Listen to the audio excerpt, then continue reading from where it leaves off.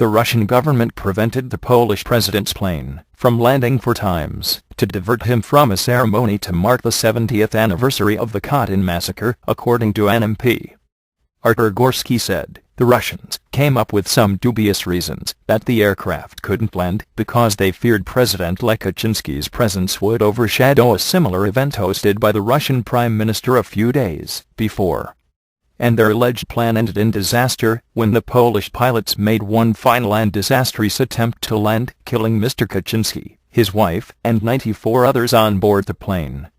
One version of events says that the plane approached the airport 4 times, because every time the Russians refused it permission to land they wanted to send the plane with the president to an airport in Moscow or Minsk, Mr. Gorski claimed in an interview published in the newspaper Nasz Dziennik. They came up with some dubious reasons, that there was fog over the airport, and that the navigation system didn't work, as it was under renovation, and that airport had a short landing strip. The claims were made as shocking new details emerged of the final minutes of the flight, before it crashed into a Russian forest on Saturday morning. One of the Russian air traffic controllers involved in the tragedy said, he believes the Polish Air Force pilot Arkadiusz Protasiuk, 36, was under severe pressure to land at any cost so that the president would not miss the commemoration of the death of 22,000 Poles slaughtered by Stalin.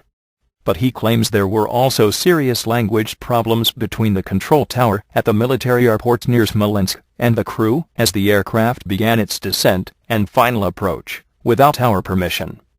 The crew failed to report to the ground their altitude readings, said Colonel Anatoly Muraviev, a former pilot. He believes the captain was desperate to land because of the high-ranking passengers he was carrying.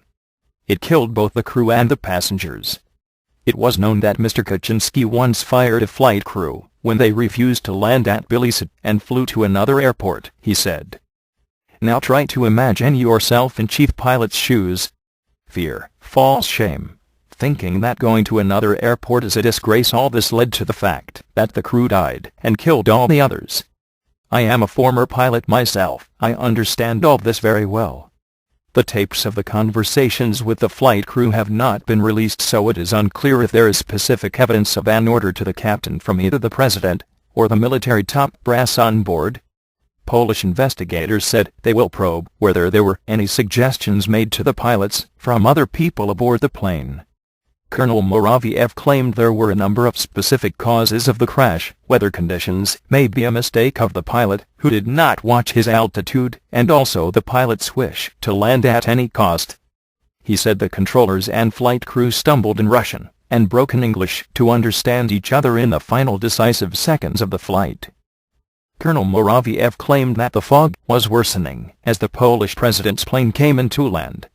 One flight had landed earlier, but another had been redirected to Moscow. Of Kaczynski's flight, he said, at first it was descending Oklahoma, according to the rules, no problems.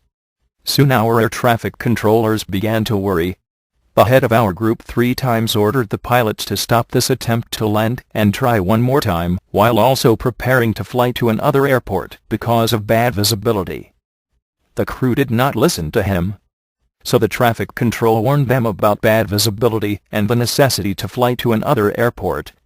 The crew did not obey, so the controllers had only one thing to do: to carry on leading in the plane and see what happens.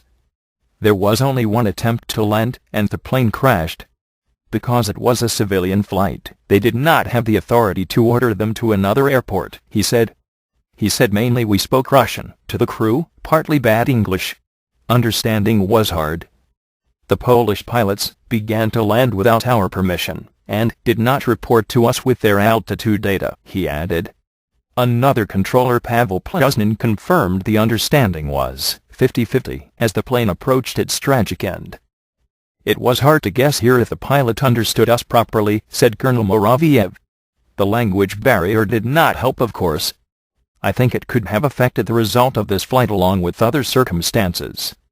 The Polish Air Force yesterday defended father of 2 Captain Protasiuk, saying he often flew with the president and other VIPs. A spokesman said it was ruled out that the president could have forced the pilot to land at Smolensk. The body of Poland's First Lady Maria Kaczynska was identified yesterday by her wedding ring, with her husband's name inscribed on the inside, and the color of her fingernails. Many of the bodies are so badly mangled they will require DNA matching.